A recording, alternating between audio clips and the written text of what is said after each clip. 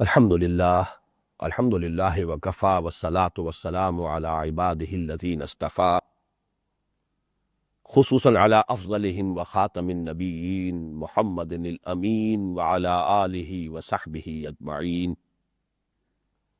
اما بعد فقد قال اللہ تبارک وتعالی اعوذ باللہ من الشیطان الرجیم بسم اللہ الرحمن الرحیم سبح للہ ما فی السماوات والارض وهو العزیز الحکیم لہ ملک السماوات والارض یحیی ویمیت وہو علی کل شیء قدیر هو الاول والآخر والظاہر والباطن وہو بکل شیء علیم هو الذی خلق السماوات والارض فی ستة ایام ثم استوى علی العرش يعلم ما يلج في الأرض وما يخرج منها وما ينزل من السماء وما يعرج فيها وهو معكم أينما كنتم والله بما تعملون بصير له ملك السماوات والأرض وإلى الله ترجع الأمور يولج الليل في النهار ويولج النهار في الليل وهو عليم بذات الصدور صدق الله العظيم۔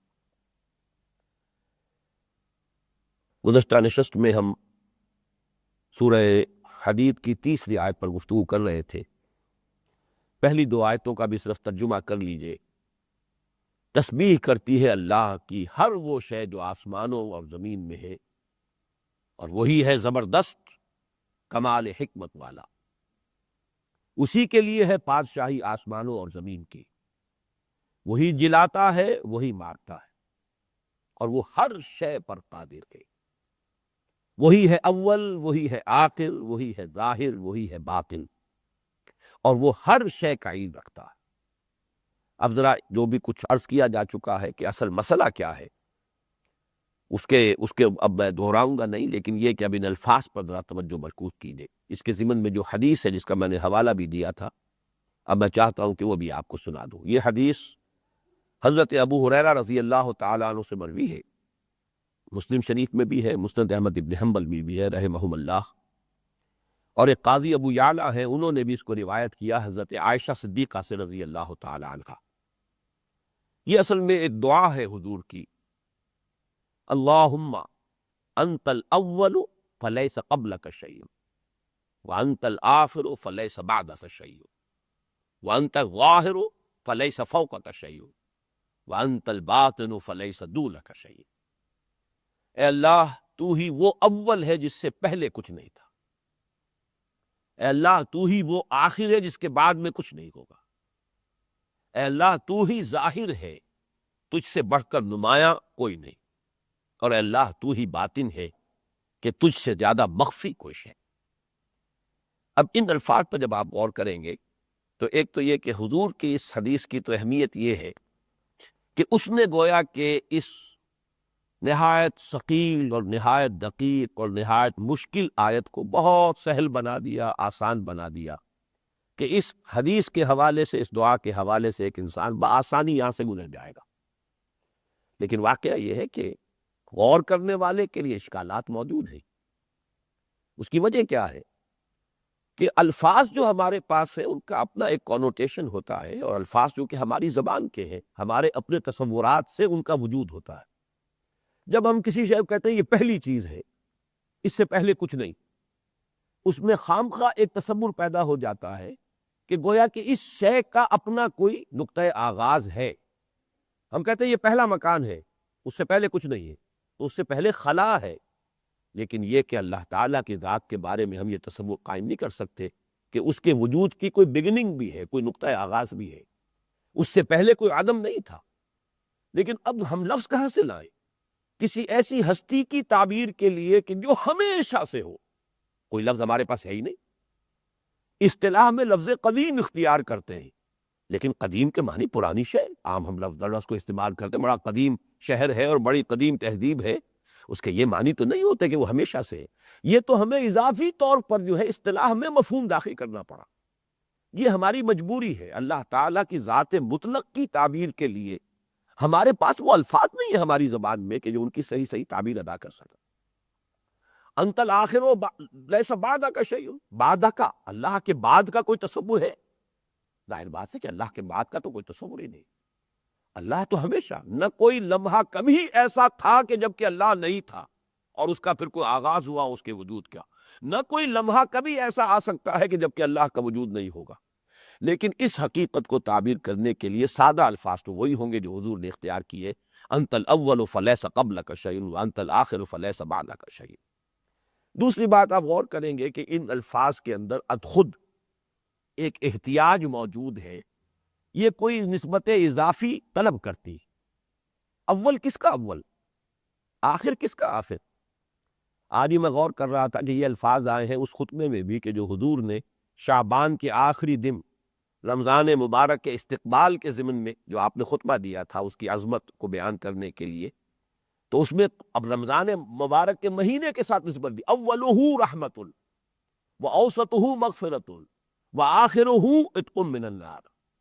اس مہینے کا اول یہ اللہ کی رحمت کا مظہر ہے، اس کا اوسط درمیانی حصہ یہ اللہ کی مغفرت کا مظہر ہے، اس کا آخری حصہ وہ تو عتق من النار، آگ سے گردن کے چھڑا لینے کے مترادف ہے اگر اس کا حق انسان ادا کرے۔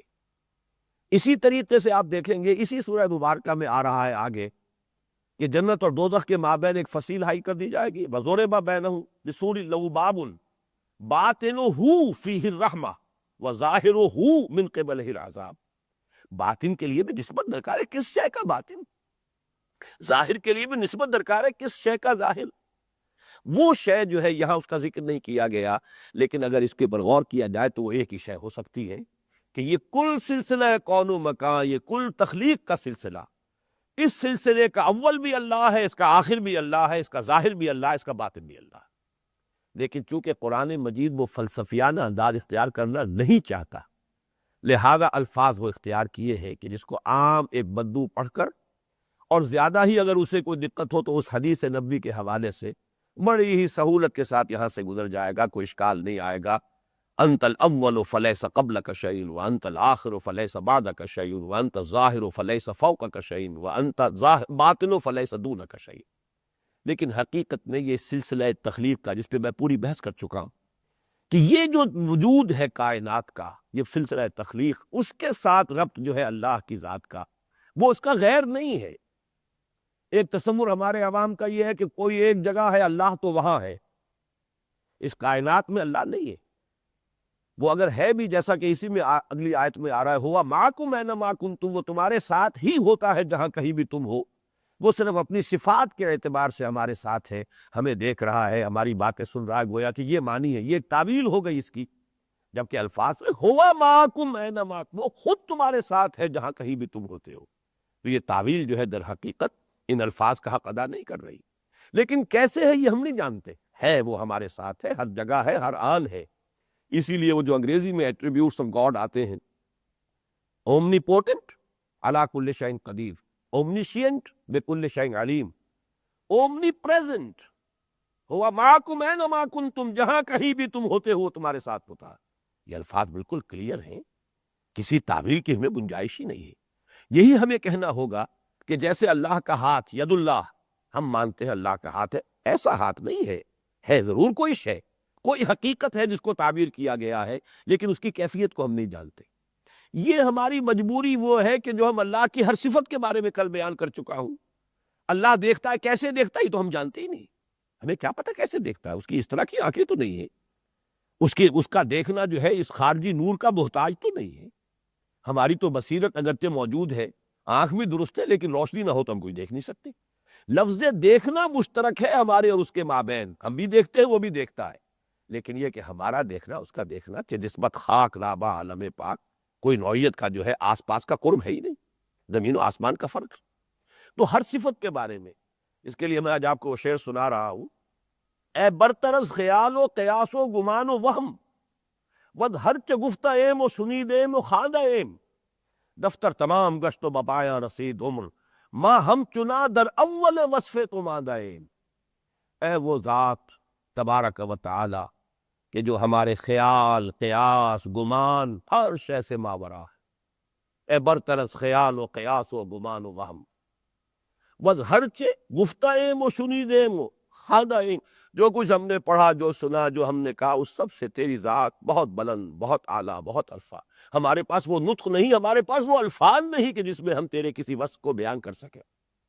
دفتر تمام گشت، دفتر مکمل ہو گیا، ختم ہو گیا، بپایا رسید عمر، عمر بھی اب آخری سرحد کو ہمارا سفینہ پہنچا ہوا ہے، اور اس کے باوجود ماں ہم چنا در اول وصف تو ماندہ ایم، ہم تو ابھی تیرے پہلی صفت کے بارے ہی میں پریشان اور متحیر ہیں کہ اس کے بارے میں ہمیں کوئی شعور اور ادراک نہیں ہو سکتا۔ اور وہ پہلی صفت کیا ہے؟ متکلمین کے نزدیک صفت اولین جو اللہ کی وجود ہے، جو 5 صفات اس کی سب سے بڑی، سب سے اہم ہے، جس کی کہ شرح ہے بقیہ تمام صفات: وجود، حیات، علم، ارادہ، قدرت اور کلام۔ اللہ تعالیٰ کی یہ 5-6 صفات ہیں۔ بعض لوگ اس میں سماعت اور بصارت کو شامل کرتے ہیں، لیکن وہ سماعت اور بصارت بھی تو در حقیقت صفت علم کی شرح ہے۔ تو یہ جو وجود ہے پہلا ہے۔ صفات تو ظاہر بات ہے کسی وجود پر ہے، وجود کو ہم نہیں سمجھ سکتے۔ تو ماں ہم چنا در اول وصف تو ماندہ، ہم تو پہلے وصف کے بارے ہی میں متحیر ہے، پریشان ہے۔ ہماری عقل جو ہے وہ ہمارا ساتھ چھوڑ جاتی ہے، اب تیرے بارے میں کچھ نہیں کہہ سکتے۔ یہ ہے اصل میں هو الاول والآخر والظاہر والباطن۔ اول، آخر، ظاہر، باطن اس کائنات کا اللہ تعالیٰ ہی ہے، وہی وہ ہے۔ جبکہ تجھ بن نہیں کوئی موجود، پھر یہ ہنگامہ ہے خدا کیا ہے؟ بس وہ اب اس کے بارے میں جو تشریحات ہے وہ آپ سے میں عرض کر چکا ہوں۔ اس میں جیسا کہ میں نے عرض کیا، آپ چاہیں تو اسے خلل دماغ قرار دیں، توحید وجودی کو اور وہ وحدت الوجود کو، لیکن کفر اور شرک نہ کہیں۔ پینتھیزم ہماؤس کہ اللہ ہی نے اس کائنات کی شکل اختیار کر لی ہے اور ہر شے جو ہے وہ اللہ کا عین ہے، اس سے مختلف ہے وہ نظریہ کہ وہ اپنی ماہیت وجود کے اعتبار سے تو وہ عین ہے، لیکن جہاں تعین ہو گیا وہ غیر ہو گیا۔ یہ فلسفہ ہے ان کا۔ اب اس کے بعد جو الفاظ آئے، وَهُوَ بِكُلِّ شَيْءٍ عَلِيمٌ، جب وہی وہ ہے، ہر شے کا باطن وہی ہے، کائنات کے اندر وہ در حقیقت کہیں دور نہیں ہے، بلکہ جیسے کہ فرمایا گیا نَحْنُ أَقْرَبُ إِلَيْهِ مِنْ حَبْلِ الْوَرِيدِ، ہم تو انسان سے اس کی رگِ جاں سے بھی قریب تر ہے۔ اب یہ جو الفاظ ہے قرآن مجید کے، ان کا بھی تو حق ادا کرنے کی ضرورت ہے۔ هُوَ مَعَكُمْ أَيْنَمَا كُنتُمْ، جہاں کہیں بھی تم ہوتے ہو تمہارے ساتھ ہے۔ ہمیں یہی کہنا ہوگا کہ ہم اس کی کنہ کو نہیں سمجھ سکتے، اس کی کیفیت کو نہیں جان سکتے، لیکن ہمارا ایمان ہے کہ اللہ ہر جگہ ہر آن موجود ہے، ہمارے ساتھ ہی ہے جہاں کہیں بھی ہم تر، وہ ہماری رگے جاں سے بھی ہم سے زیادہ قریب تر ہے۔ تو جب وہ اتنا قریب ہے تو معلوم ہوا کہ وہ تو ہر چیز کا گویا کہ خود ہی اس کا، جس کو ہم کہیں گے چشمدید گواہ ہے۔ یہ جو فرشتوں کی رپورٹیں ہیں اور جو نامہ اعمال لکھے جا رہے ہیں، اللہ ان کا محتاج نہیں ہے۔ ہوا بِكُلِّ شَيْءٍ عَلِيمٌ۔ یہ دوسری بات ہے کہ justice should not only be done, it should also appear to have been done۔ اس کے لیے یہ فائلیں تیار ہو رہی ہے، فرشتے لکھ رہے ہیں، تاکہ کہیں اگر کوئی شخص چیلنج کرے اللہ تعالیٰ کے فیصلے کو تو اقرا کتابک، لو پڑھ لو اپنا یہ اعمال نامہ، کفا بنفسک الیوم علیک حسیبا۔ وہ اتمام حجت کے لیے ہے، ورنہ اللہ تعالیٰ بذات خود سمیع ہے، بذات خود بصیر ہے۔ ہوا معکم اینما کنتم، جہاں کہیں بھی تم ہوتے ہو تمہارے ساتھ موجود ہوتا ہے۔ اس حوالے سے ہوا بکل شیء علیم، وہ ہر چیز کا علم رکھتا ہے۔ جیسے کہ میں نے کل عرض کیا تھا، یہ 2 صفات ہیں اللہ کی جو بڑی بنیادی ہے، ہوا علی کل شیء قدیر، ہوا بکل شیء علیم۔ اور لفظ کل جو ہے یہی در حقیقت ہماری پناہ گاہ ہے۔ باقی یہ کہ نہ ہم اس کی قدرت کا کوئی اندازہ کر سکتے ہیں کوانٹیٹیٹیولی، نہ اس کے علم کا کوئی اندازہ کر سکتے ہیں کوانٹیٹیٹیولی، نہ ہی ہم اس کو پہچان سکتے ہیں کہ اس کی قدرت کیسے ایکسرسائز ہوتی ہے، اس کا علم کیسے اسے حاصل ہوتا ہے۔ ان تمام چیزوں سے بس ہٹ کر ہم جانتے ہیں وہ ہر شے کا علم رکھتا ہے، ہر شے پر قادر۔ چنانچہ ان آیات میں بھی آپ دیکھیں گے کہ صفت علم کو کتنی مرتبہ دہرا کر لایا گیا ہے۔ ابھی اگلی آیت میں دیکھیے، هو الذی خلق السماوات والارض فی 6 ایام، وہی ہے جس نے پیدا کیا آسمانوں اور زمین کو۔ یہ میں عرض کر چکا ہوں پہلی نشست میں، آسمانوں اور زمین، آسمانوں اور زمین، آسمانوں اور زمین، یہ قرآن کی مستقل تعبیر ہے کل کون و مکان کے لیے۔ فلسفیانہ اصطلاحات، کائنات، کون و مکان، یہ کچھ نہیں، قرآن ان کو استعمال نہیں کرتا۔ آسمان اور زمین، عام آدمی بھی ان چیزوں کے مفہوم کو سمجھتا ہے، لیکن اس سے مراد کیا ہے؟ کل سلسلہ وجود، کل سلسلہ مخلوقات، کل سلسلہ کائنات۔ هو الذی خلق السماوات والارض فی 6 ایام، 6 دنوں میں اس نے تخلیق فرمائے آسمان اور زمین۔ یہ مضمون قرآن مجید میں 7 مرتبہ آیا ہے۔ 7 مرتبہ یہ کہ 6 دنوں میں تخلیق آسمانوں کی اور زمین کی اللہ نے فرمائی ہے۔ 7 مقامات پر اس کی تکرار تھی، جیسے کہ اشار یاد آیا ہو بعض حضرات کو، قصہ آدم و ابلیس بھی قرآن مجید میں 7 مرتبہ دہرایا گیا۔ سورہ بقرہ بھی ہے، سورہ اعراف بھی ہے، پھر سورہ ہجر بھی ہے، پھر سورہ بنی اسرائیل ہے، سورہ کہف ہے، پھر سورہ طٰہٰ ہے، پھر سورہ صاد ہے۔ 7 صورتوں میں قرآن مجید میں ذکر۔ عجیب بات یہ ہے کہ 6 دنوں میں اللہ نے آسمان و زمین پیدا کیے، 7 ہی مرتبہ تذکرہ ہے۔ اب ظاہر بات ہے کہ یہاں دن سے مراد کیا ہے؟ اس میں تو کوئی شک ہی نہیں کہ وہ ہمارا دن مراد نہیں ہے۔ ہمارا دن تو یہ اس سلسلے میں زمین کی ایک گردش جو ہوتی ہے اپنے محور کے گرد، اس سے وہ ہمارا دن وجود میں آتا ہے، 24 گھنٹے کا دن اور رات۔ یہ تو ہمارا دن ہے، اس زمین کے اوپر رہنے والوں کا دن یہی۔ لیکن یہ کہ یہ جو پوری گیلیکسی ہے اس کا کیا دن ہوگا؟ ہر شے گھوم رہی ہے۔ یہ جو قرآن مجید میں آیا ہے کل فی فلک یسبحون، یہ ایک اتنی بڑی اسٹرونومیکل حقیقت ہے کہ اس کا واقعتاً انسان ادراک کرے تو حیرت ہوتی ہے کہ یہ 1400 برس قبل یہ الفاظ آئے ہیں۔ اس وقت صحابہ نے کیا سمجھا ہوگا ہم اس کا کچھ اندازہ نہیں کر سکتے۔ آج اس کی حقیقت جتنی منکشف ہوئی ہے کہ سکون محال ہے قدرت کے کارخانے میں، یا کوئی شے ٹھہری ہوئی تو ہے ہی نہیں۔ ذرے کو دیکھیں گے تو اس میں بھی وہ الیکٹرانز جو ہے مسلسل حرکت کے اندر ہے۔ اور آپ اپنے سولر سسٹم کو دیکھیے تو ہر شے جو ہے، جیسے زمین کو کہا یہ زمین یہ فضا کی رقاصہ رقص کر رہی ہے، خود اپنے محور کے گرد بھی چکر کھا رہی ہے اور سورج کے گرد جو ہے طواف کر رہی ہے۔ پھر یہ سورج جو ہے اپنے تمام ان کو لے کر پلینٹس کو یہ کسی اور بہت بڑا جو ہے جو کوئی سٹار ہے اس کے گرد چکر لگا رہا ہے۔ یہ تیسری حرکت ہے۔ پھر یہ پوری گیلیکسی حرکت میں، ہر شے حرکت میں۔ اور اس ہر کا جیسا کہ میں نے عرض کیا کہ اللہ تعالیٰ کی صفات میں ایک ہی لفظ ہے ہمارے پاس جو پناہ گاہ ہے، ہوا بکل شیء علیم، ہوا علی کل شیء قدیر، وہی لفظ کل ہے، کل فی فلک یسبحون۔ تو اب اس پوری کائنات کا دن کیا ہوگا؟ قرآن مجید میں کچھ اور دنوں کا بھی تصور ہے، لیکن وہ لازم نہیں ہے کہ وہ جو مقدار ہے وہ یہاں مراد سمجھی جائے۔ ایک اللہ تعالیٰ کی تدبیر کا دن ہے۔ اس ہماری دنیا کے معاملات کی تدبیر جو وہ فرماتا ہے، جیسے ہمارے ہاں بنتے ہیں یہ 7 ایئرس پلان ہے، 5 ایئرس پلان ہے، اللہ کا 1000 برس کا جو ہمارے حساب سے 1000 برس ہوتے ہیں، اس کا اللہ تعالیٰ کے ہاں سے کوئی تدبیر کا معاملہ طے ہو جاتا ہے۔ یدبر الامر من السماء الى الارض ثم یعرج الیہ فی یوم کان مقدارہ 1000 سنۃ مما تعدون۔ اللہ تعالیٰ تدبیر فرماتا ہے اپنے امر کی آسمان سے زمین کی طرف، پھر وہ لوٹتا ہے اس کی طرف، اور یہ سارا سلسلہ 1000 برس کا ہے۔ اسی حوالے سے میں نے ایک مضمون حال ہی میں لکھا بھی تھا، شاید بعض رات کی نگاہ سے گزرا ہو۔ اسی حوالے سے یہ بات کہی گئی تھی اکبر کے زمانے میں، اور کہنے والے بڑے بڑے علماء تھے، ابو الفضل اور فیضی جیسے لوگ، بڑے جغازری علماء، جس کو اقبال کہتا ہے کہ جو قارو ہے لغت ہائے حجازی کے، جس نے کہ بغیر نقطے کی تفسیر لکھ دی۔ بہرحال وہی لوگ یہ کہہ سکتے تھے کہ 1000 برس پورے ہو گئے شریعت محمدی کے صلی اللہ علیہ وسلم، اب دین محمدی کا دور ختم ہوا، اب دین الہی کا دور شروع ہو رہا ہے، یہ نیا دین ہے۔ اسی 1000 برس کے حوالے سے ایک 50,000 سال کا دن بھی آیا ہے قرآن میں، اور اس کے بارے میں گمان یہ کہ وہ قیامت کا دن تھے۔ ثم یعرج الیہ فی یوم کان مقدارہ 50,000 سنہ۔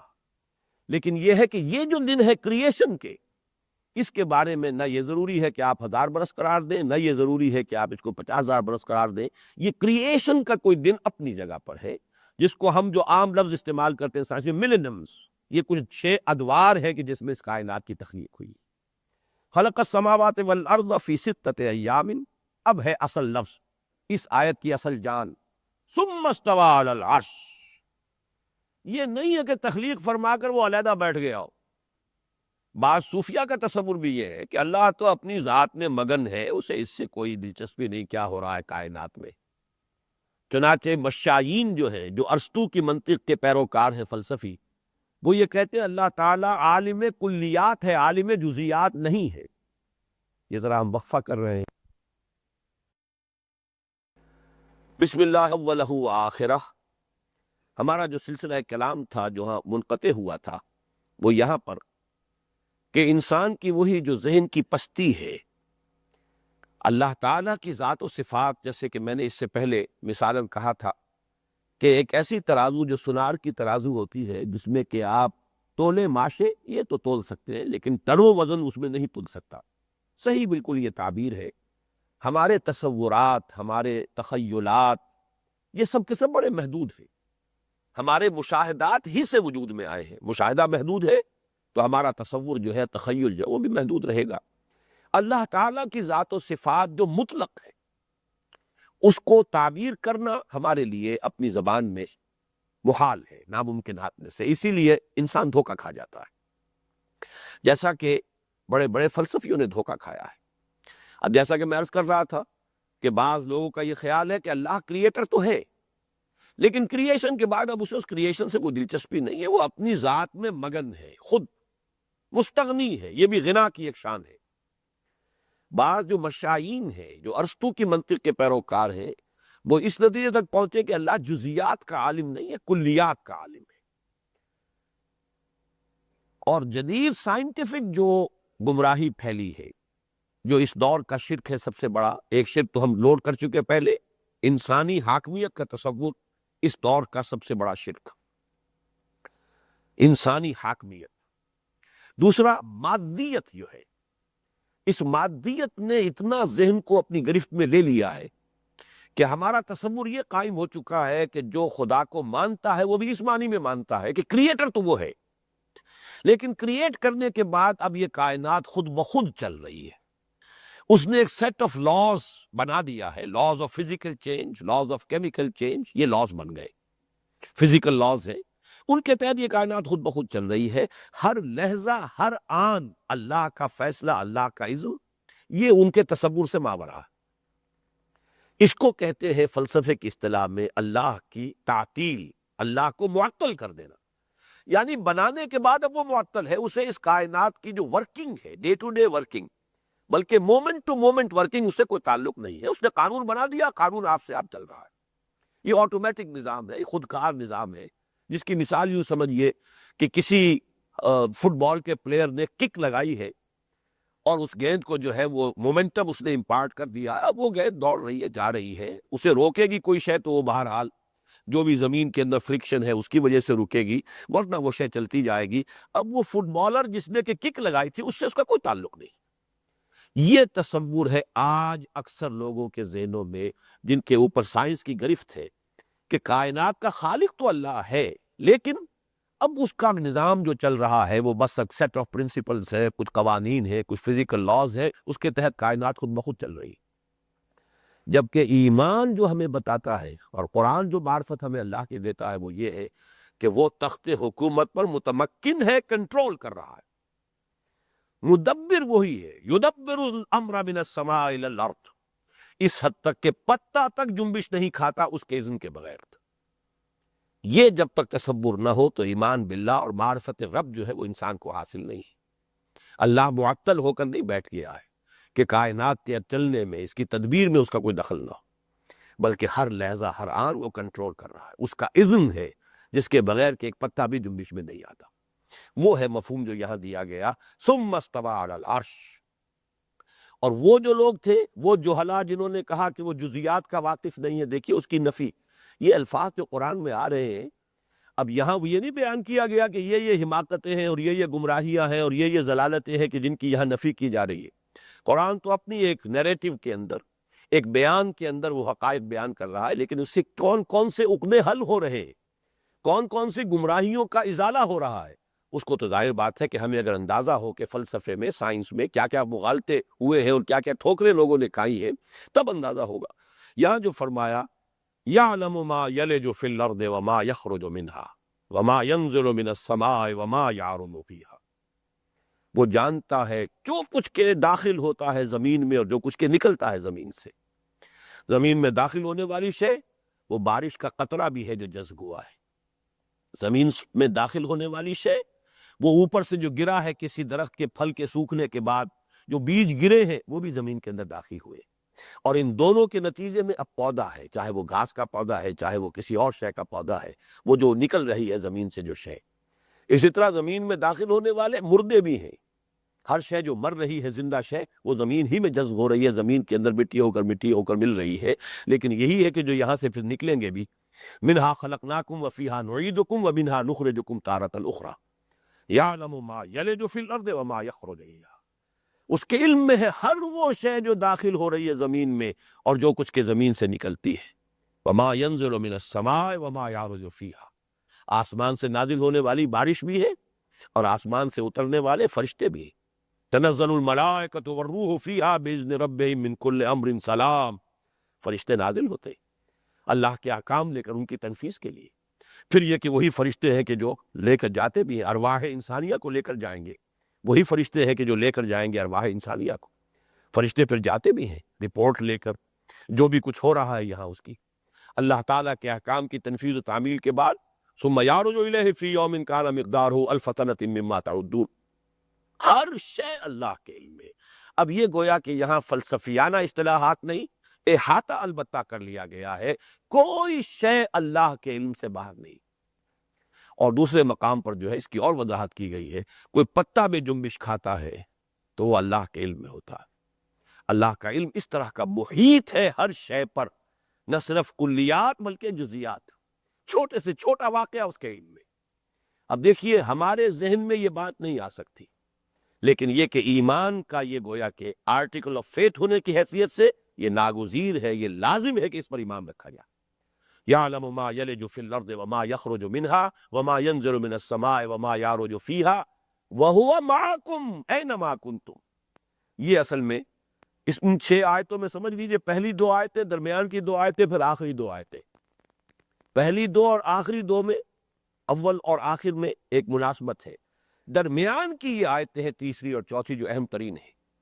اسی میں تیسری میں وہ الفاظ آئے هو الاول والآخر والظاہر والباطن، اور چوتھی میں الفاظ آ گئے وَهُوَ مَعَكُمْ أَيْنَمَا كُنتُمْ۔ اس کا تعلق بھی فلسفہ وجود سے ہے، وہ ہمارے ساتھ ہے، کیسے ہے؟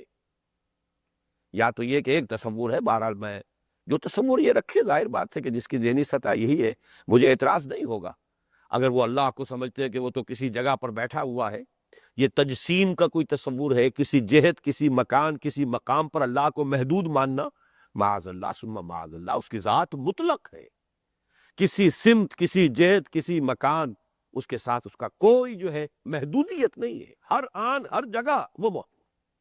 البتہ کیسے ہے یہ ہم نہیں جانتے، بس یہی فرق ہے اصل میں جو درمیانی راستہ ہے۔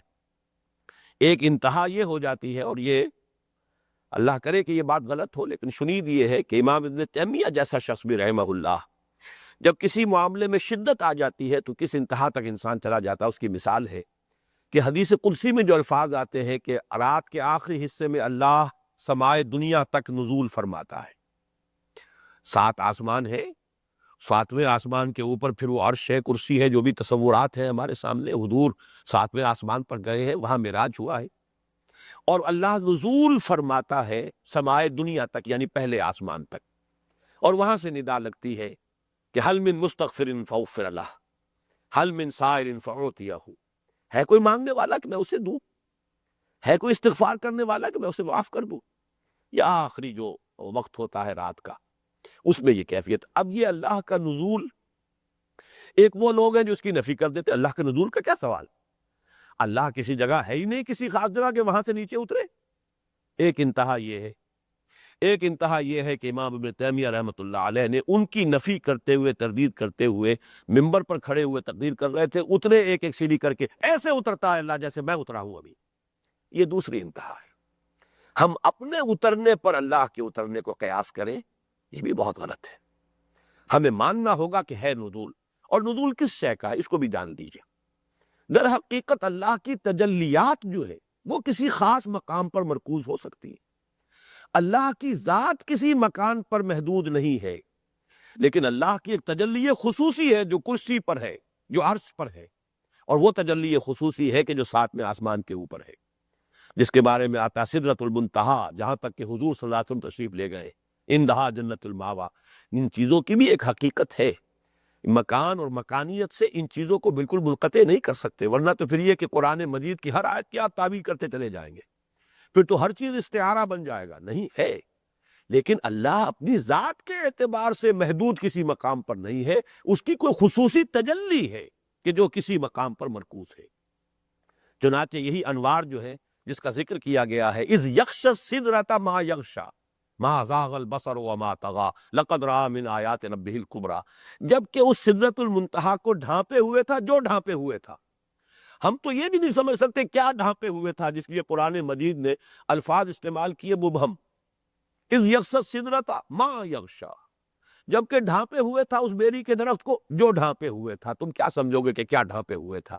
تمہارے سامنے وہ بات بیان نہیں کی جا سکتی، اس کا مشاہدہ کیا ہے حضور نے۔ لقد رأى من آیات ربہ الکبریٰ، وہ بیری کو ڈھانپنے والی اللہ کی تجلیات خاصہ تھی، اللہ کی تجلیات خصوصی تھی کہ جو اس وقت نزول فرما رہی تھی اس بیری کے درخت پر، اور حضور نے ان کا مشاہدہ کیا۔ وہی تجلیات کعبے پر بھی اس کا ارتکاز ہے، لیکن یہ کہ در حقیقت یہ تجلی ہے اللہ کی کہ جو مختلف مقامات پر ہو سکتی ہے، اسی کا ایک نزول بھی ہو سکتا ہے، لیکن جہاں تک ذات باری تعالیٰ کا تعلق ہے، اس کے ساتھ کوئی جسمانیت یا اس کے ساتھ کسی جہت یا کسی مقام، اس کا کوئی تصور آپ کریں گے، میرے خیال میں وہ اللہ تعالیٰ کی شان کے شایان نہیں ہے۔ ہمیں یقین رکھنا چاہیے ہوا معکم اینما کنتم، تم جہاں کہیں بھی تم ہو وہ تمہارے ساتھ ہے، اگرچہ تم نہیں سمجھ سکتے کہ وہ کیسے تمہارے ساتھ ہے، اس کی کیفیت کو ہم نہیں جانتے، معیت کو ہم جانتے۔ اللہ ہمارے ساتھ ہے جہاں کہیں بھی ہم ہوتے۔ واللہ بما تعملون بصیر، جب وہ ہر آن ہر جگہ تمہارے ساتھ ہے تو جو کچھ تم کر رہے ہو اسے خود دیکھ رہا ہے۔ یہ منطقی جو ربط ہے اس کو دیکھیے اس میں، کہ وہ تو چشمدید گواہ ہے، پھر جب ہر آن تمہارے ساتھ ہے تو وہ تو گویا کہ جو بھی کچھ تم کر رہے اس کو دیکھ رہا ہے۔ یہ بصیر، اور اس کے بعد لفظ آئے گا آگے چل کر، 10ویں آیت ختم ہوگی واللہ بما تعملون خبیر۔ بصیر اور خبیر، ہمارا عام تصور تو یہ ہے کہ بصارت جو ہے یہ گویا کہ یقین کا آخری درجہ ہے، جب اپنی آنکھوں سے دیکھ لیا تو یہ گویا کہ اب آخری درجہ ہے یقین کا، کسی شے کے علم کے حصول کا۔ لیکن قرآن مجید میں جو ترتیب آتی ہے یہاں بھی ہے اور سورہ تغابن میں بھی ہے، واللہ بما تعملون بصیر پہلے، پھر آگے جا کر فآمنوا باللہ ورسولہ والنور الذی انزلنا واللہ بما تعملون خبیر، خبیر بعد میں آتا ہے۔ اصل میں خبر جو ہے وہ ہے اصل شے، آنکھ بھی دھوکہ دے دیتی ہے، ہرچمی بینیم یارب و بیداریس یا خواب، جو کچھ میں دیکھ رہا ہوں صحیح دیکھ رہا ہوں غلط دیکھ رہا ہوں، وہ ایلوژنز بھی ہوتے ہیں، ہیلوسینیشنز بھی ہوتی ہیں، لیکن یہ کہ اصل خبر وہ ہے کہ جو انسان کے اپنے باطن کے اندر پہنچ جائے۔ تو بصارت سے یہ خبر کا معاملہ جو ہے یہ در حقیقت قرآن مجید کی ترتیب کو سامنے رکھیں گے تو وہ زیادہ یقینی علم کی تعبیر کا نام ہے، لیکن بہرحال بصارت بھی ہے، واللہ بما تعملون بصیر، جو کچھ تم کر رہے ہو اللہ دیکھ رہا ہے، اور وہ گویا کہ خود چشمدید گواہ ہے۔ پھر فرمایا لہو ملک السماوات والارض، اسی کے لیے ہے بادشاہی آسمانوں اور زمین کی۔ اب ذرا نوٹ کیجئے 6 آیات ہیں جن کے بارے میں نے عرض کیا تھا کہ ذات و صفات باری تعالیٰ کے ضمن میں جو بھی دھوکے لگے ہیں، جو بڑے سے بڑے اس کے مسائل ہیں، جو بھی فلسفیانہ جو بھی مشکلات ہیں اس کی، وہ سب جو ہے ان 6 آیتوں میں حل کیے گئے۔ ان 6 آیتوں میں 2 مرتبہ الفاظ آ رہے ہیں لہو ملک السماوات والارض۔ اس سے اندازہ ہونا چاہیے کہ اس تصور کو قرآن مجید کتنا ایمفیسائز کرنا چاہتا ہے۔ وہی بات جو میں نے پچھلی نشست میں وضاحت سے بیان کر دی تھی کہ سارا فساد تو اسی کا ہے کہ انسان حاکم بن کر بیٹھ گیا، سارا فساد اسی کا، بغاوت اسی کا نام ہے۔ ظہر الفساد فی البر والبحر، آسمانوں اور زمین کی حکومت اللہ کے لیے، اور اس حکومت کو قائم کرنا یہ در حقیقت اللہ کے ماننے والے کا گویا کہ فرض منصبی ہے، اس کے لیے تن من دھن لگا دے۔ ایک لفظ کے اندر چنانچہ ان 6 آیات کے بعد جب تک مطالبات آئیں گے آمنوا باللہ ورسولہ وانفقوا مما جعلکم مستخلفین فیہ، ایمان لاؤ اللہ پر، اس کے رسول پر، اور لگا دو اور کھپا دو اور خرچ کر دو ان تمام چیزوں میں سے جن میں ہم نے تمہیں اختیار عطا کیا ہے، خلافت اور استخلاف عطا کیا ہے۔ تفصیلی گفتگو تو شاید پہ کل ہوگی، لیکن یہ انفاق، لگانا، کھپانا، خرچ کر دینا، جان کھپانا، مال کھپانا، اپنی صلاحیتیں، اپنی ذہانت، اپنے اوقات، اپنے آپ کو ہمتن لگا دینا، کھپا دینا، کس لیے؟ تاکہ اللہ کا حق اس کو ریسٹور کیا جائے۔ اس کی حکومت کے اندر بغاوت ہو گئی، انسان اپنی حاکمیت کے مدعی بن کر کھڑے ہو گئے، یہ بغاوت ہے۔ یہ زمین اللہ کی ہے، بادشاہ حقیقی وہ ہے، اس کے خلاف بغاوت ہے، اور بغاوت آج یوں سمجھیے یونیورسل بغاوت ہے، دنیا کے اعتبار سے کہہ رہا ہوں، گلوبل سطح پر بغاوت ہے۔ ظہر الفساد فی البر والبحر، یہ فساد بر و بحر کے اندر رونما ہو چکا ہے۔ آج وہ ہیومن ساورنٹی جو ہے وہ پاپولر ساورنٹی کے کانسیپٹ کے ساتھ جو ہے وہ تو گویا کہ تمام انسانوں کے اندر یہ جو نجاست ہے وہ تقسیم کر دی گئی۔ ورنہ پہلے تو کوئی ایک شخص بیٹھا ہوتا تھا، انا ربکم الاعلیٰ، دعوے دار وہ تھا، وہ فرعون تھا، وہ نمرود تھا۔ لیکن آج وہ ٹنو گندگی جو ہے وہ تولا تولا ماشا ماشا ہر عام آدمی کو بھی پہنچا دی گئی ہے۔ یہ ہے اصل گمراہی، یہ ہے اصل بغاوت، یہ ہے اصل فساد۔ اور جو بھی وفادار ہے اللہ کا، اس کا تو پھر فرض عین یہ قرار پاتا ہے کہ اس بغاوت کو فروغ کرے، اس کرب کرے اس بغاوت کو، اور اللہ کا حق اللہ کو لوٹائے کہ اللہ کی حاکمیت بالفعل قائم ہو جائے۔ تو یہ جو اصل ہے مقصد جس کے لیے کہ پکارنا ہے، جس کے لیے کہ انفاق مطلوب ہے، اس کو نوٹ کیجئے کہ یہاں پر ایمفیسائز کیا گیا، 2 مرتبہ لایا گیا، لہو ملک السماوات والارض۔ وہاں فرمایا تھا یحیی و یمیت وہو علی کل شیء قدیر، یہاں فرمایا کیونکہ حکومت کا معاملہ جو ہے اس کے ساتھ ایک تصور لازم ہے۔ وہ حکومت ہی کیا ہوئی کہ جو مجرموں کو سزا نہ دے سکے اور جو وفاداروں کو کوئی بدلہ نہ دے سکے، ان کے لیے کوئی انعامات نہ دے سکے۔ جزا و سزا اگر نہیں ہے، اگر معاملات کا فیصلہ کرنے کے قابل نہیں تو وہ حکومت نہیں ہے۔ لہذا یہاں اس پہلو کو نمایاں کیا، لہو ملک السماوات والارض وإلی اللہ ترجع الامور، اور تمام کے تمام معاملات بالآخر اللہ کی طرف لوٹا دیے جائیں گے، اس کے حضور میں پیش کر دیے جائیں گے، آخری فیصلے وہاں ہونے۔ مالک یوم الدین ہے وہ جزا و سزا کے دن کا مالک۔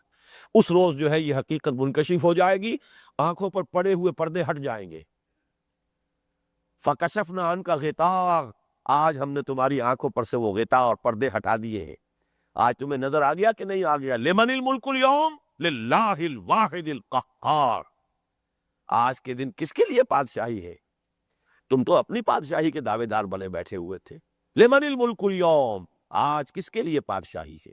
لِلَّهِ الْوَاحِدِ الْقَهَّارِ، اس اللہ کے لیے جو الواحد قہار ہے، چھایا ہوا ہے، مستولی۔ تمہاری آنکھوں پر پردے پڑ گئے، چاہے وہ ہٹا دیے گئے۔ تو یہاں اس کو نمایاں کیا گیا وَإِلَى اللَّهِ تُرْجَعُ الْأُمُورُ، اور نوٹ کیجئے ترجعو یہ فعل مجہول ہے، ترجعو نہیں ہے، ترجعو یعنی خواہی نہ خواہی تمام معاملات پیش کر دیے جائیں گے، تم چاہو یا نہ چاہو۔ اس لیے کہ فعل مجہول میں وہ تو ایک وہ ہے عمل کہ جو کسی شے پر وارد کر دیا جاتا ہے، چاہے اس کے لیے پسندیدہ ہو چاہے ناپسندیدہ ہو، تمام کے تمام معاملات اللہ کی طرف لوٹا دیے جائیں گے، آخری فیصلے کے لیے اسی کی عدالت میں پیشی ہوگی۔ یولج اللیل فی النہار ویولج النہار فی اللیل، قرآن مجید کی ایک صنعت لفظی کو آپ نوٹ کر لیجئے، یہاں بھی اکثر جگہوں پر اس کی مثالیں موجود ہیں کہ الفاظ کا استعمال جو ایک ہی مادے سے ہوں، قریب قریب ہوں، آپ کو قریب قریب ملے گا۔ اس کی ایک مثال یہاں ہے، یعلم ما یلج فی الارض، یلج ولج یلج یہ ثلاثی مجرد سے ہے، مادہ وہی ہے، اور باب افعال سے اولج یولج، کسی شے کا کسی شے میں داخل ہونا یہ ہے ولج یلج، کسی شے کو کسی شے میں داخل کرنا یہ ہے اولج یولج ایلاجن باب افعال۔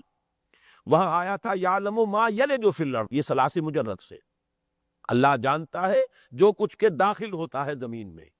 یہاں اولج یولج سے، یولج اللیل فی النہار ویولج النہار فی اللیل، وہ داخل کرتا ہے رات کو دن میں اور داخل کرتا ہے دن کو رات میں۔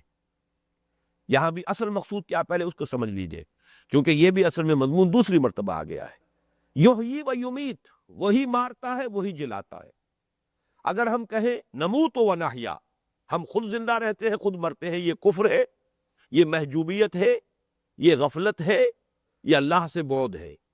اللہ زندہ رکھتا ہے، اللہ مارتا ہے، اللہ جلاتا ہے، اللہ مارتا ہے، یہی ہدایت ہے، یہی معرفت ہے، یہی ایمان ہے۔ رات اور دن ایک دوسرے کے پیچھے آ رہے ہیں، یہ گویا کہ خود بخود آ رہے ہیں، یہ وہ ہمارا سائنٹیفک جو ہے، جو ہمارا بینٹ آف مائنڈ بن گیا ہے، جس میں کہ ہم سمجھتے ہیں کائنات آٹومیٹیکلی چل رہی ہے، بس کوئی قوانین بنائے گئے تھے، بنانے والے نے ابتدائے آفرینش میں کچھ قوانین بنا دیے تھے، اب وہ خود بخود وہ نظام چل رہا ہے۔ نہیں، یولج اللیل فی النہار، وہ داخل کرتا ہے رات کو دن میں، ویولج النہار فی اللیل، اور وہ داخل کرتا ہے دن کو رات میں۔ تو اصل تو ایمفیسس تو اسی پر ہے۔ جو کچھ ہو رہا ہے بظاہر خود ہو رہا ہے۔ بڑی پیاری بات امام راضی نے لکھی ہے کہ انسان کا جو مشاہدہ ہے کہ اگر فرض کیجئے کہ سورج دائماً کھڑا ہو ایک جگہ پر تو روشنی ہوگی، ہر چیز روشن ہوگی، لیکن شاید انسان کو یہ معلوم ہی نہ ہو کہ روشنی سورج سے آ رہی ہے، اس لیے کہ وہ روشنی محسوس ہوگا، ہر شے خود روشن ہے۔ یہ تو سورج جو ہے حرکت کرتا ہے تو سایہ اس کے ساتھ ہے، تو ہمیں معلوم ہو رہا ہے کہ یہ روشنی سورج کی ہے۔ اصل میں سورج غروب ہو جاتا ہے، روشنی ختم ہو جاتی، تب ہمیں معلوم ہوا کہ یہ روشنی جو ہے در حقیقت سورج کی روشنی ہے، ورنہ سورج کھڑا ہوتا اور روشن ہوتی پوری دنیا تو ہمیں شاید یہ مغالطہ ہو جاتا کہ ہر شے از خود روشن ہے، سورج کے روشن کرنے سے روشن نہیں۔ یہی معاملہ ہے کہ جو چیزیں آٹومیٹک ہو رہی ہیں ہمارے سامنے، ہم کھانا کھاتے ہیں، بھوک مٹ گئی، ذوف محسوس ہو رہا تھا، توانائی آ گئی، ہم نے سمجھا اس کھانے میں تاثیر ہے، اس سے ہمارا ذوف ختم ہوا، اس سے ہمارے اندر قوت آ گئی۔ پیاس لگ رہی تھی، پانی پیا، پیاس بجھ گئی، تسکین ہو گئی۔ پانی کی تاثیر ہے کہ اس سے پیاس بجھ جاتی ہے۔ اب اللہ ذہن سے نکل گیا، ہم محجوب ہو گئے اللہ سے۔ اسی لیے واقعہ یہ ہے کہ معرفت کا معاملہ، امام راضی نے بڑا پیارا جملہ لکھا ہے کہ جو عقول اعلیٰ ہے، بلند عقول، جن کو حقائق مستحضر رہتے ہیں، ان کا کہنا یہ ما رأیت شیئا قط وقد رأیت اللہ قبلہ، میں جس شے کو بھی دیکھتا ہوں مجھے اس شے سے پہلے اللہ نظر آتا ہے۔ اور ایک عقول متوسطہ ہے جو کہتے ہیں ما رأیت شیئا قط ورأیت اللہ معہ، میں نے جب بھی کسی شے کو دیکھا مجھے ساتھ ہی اللہ بھی نظر آیا۔ اور ایک ہے وہ جو عقول جو عام لوگوں کے ہیں اور معرفت حاصل ہو گئی ہے، یہ معرفت کی سب سے نچلی منزل ہے، ما رأیت شیئا قط ورأیت اللہ بعدہ، کسی شے کو دیکھ کر اللہ یاد آ جائے، یہ گویا کہ معرفت کی سب سے نچلی شکل ہے۔ لیکن شے ہی کو دیکھتے رہے اور اللہ نظر ہی نہ آئے، یہ ہے محجوبیت، یہ ہے گمراہی، یہ ہے اللہ سے اوٹ میں ہو جانا۔ کلا انہم عن ربہم یومئذ لمحجوبون، جیسے قیامت کے دن وہ اللہ تعالیٰ سے اوٹ میں ہوں گے، محجوب رہ جائیں گے، اللہ کی تجلیات کا مشاہدہ نہیں کر سکیں گے، ایسے ہی اس وقت اس دنیا میں وہ محجوب ہیں، وہ اللہ کو نہیں دیکھ رہے، اشیاء کو دیکھ رہے ہیں، جبکہ حقیقت میں جس کے ذہن میں اللہ موجود ہے، ایمان اللہ پر ہے، یہ معرفت کسی درجے میں اسے حاصل ہے، تو اسے تو ہر جگہ اللہ نظر آنا چاہیے۔ ما رأیت شیئا قط ورأیت اللہ قبلہ، پہلے اللہ کا تصور ہو، اللہ نے یہ کیا ہے، جو کچھ ہوا ہے از خود نہیں ہو گیا ہے، میرے اللہ نے کیا ہے، یہ اس کا فیصلہ ہے۔ ہرچہ ساقی ما ریخت عین الطاف است، اور میرے اللہ نے جو بھی کچھ میری جھولی میں ڈال دیا، میرے پیالے میں ڈال دیا، اس کا لطف و کرم ہے، اس کی عطا ہے، اس کی دین ہے، اس میں یقیناً خیر ہی خیر ہے۔ یہ وہ مضامین ہیں جو سورہ تغابن کے حوالے سے ہمارے دروس کے اندر آ چکے ہیں۔ یولج اللیل فی النہار ویولج النہار فی اللیل، اب اس کا مفہوم کیا ہے؟ یہ جزوی سی بات ہے، یہ بھی سمجھ لیجئے، رات کو دن میں پرونا، دن کو رات میں پرونا۔ ایک تصور تو یہ ہے جیسے کہ ایک تسبیح کا دھاگا ہے، اس میں دانے پروئے ہوئے ہیں، کہ میں اپنی تسبیح روز و شب کا شمار کرتا ہوں دانہ دانہ، ایک ایک دانہ گر رہا ہے، سیاہ دانہ گرا یہ رات ہے، پھر اس کے بعد جو ہے وہ سفید دانہ گرا یہ دن ہے، ایک یہ مفہوم ہے۔ اور ایک اصل میں مفہوم یہ ہے کہ کبھی دن بڑھتا ہے، رات گھٹتی ہے، گویا کہ دن رات میں داخل ہو رہا ہے، کبھی رات بڑھتی ہے، دن گھٹتا ہے، گویا کہ رات دن میں داخل ہو رہی ہے۔ تو یہ یولج اللیل فی النہار ویولج النہار فی اللیل، اور آخری الفاظ آج کے درس کے، اور یہ جو 6 آیات ہیں اللہ تعالیٰ کے اسماء و صفات اور معرفت رب کے اس جامعیت کے بیان میں، آخری الفاظ میں پھر صفت علم، وَهُوَ عَلِيمٌ بِذَاتِ الصُّدُورِ، جو کچھ تمہارے سینوں میں ہے اس کا جاننے والا ہے۔ ایک تو ہے جو کچھ تم کر رہے ہو، وہ بصیر ہے، خبیر ہے، واللہ بما تعملون بصیر واللہ بما تعملون خبیر، لیکن یہی نہیں، جو کچھ تمہارے سینوں کے اندر مخفی ہے اللہ اس کو بھی جانتا ہے۔ تو علم خدا بندی کا دیکھیے تذکرہ ذرا دوبارہ گن لیجئے، ہوا بکل شیء علیم، واللہ بما تعملون بصیر، یعلم ما یلج فی الارض وما یخرج منها وما ينزل من السماء وما یعرج فیہا، اور چوتھے نمبر پر واللہ علیم بذات الصدور، اس علم خداوندی کو کتنے مختلف اسلوب سے، کتنے مختلف ڈائمنشنز کے ساتھ اس میں ایمفیسائز کیا گیا۔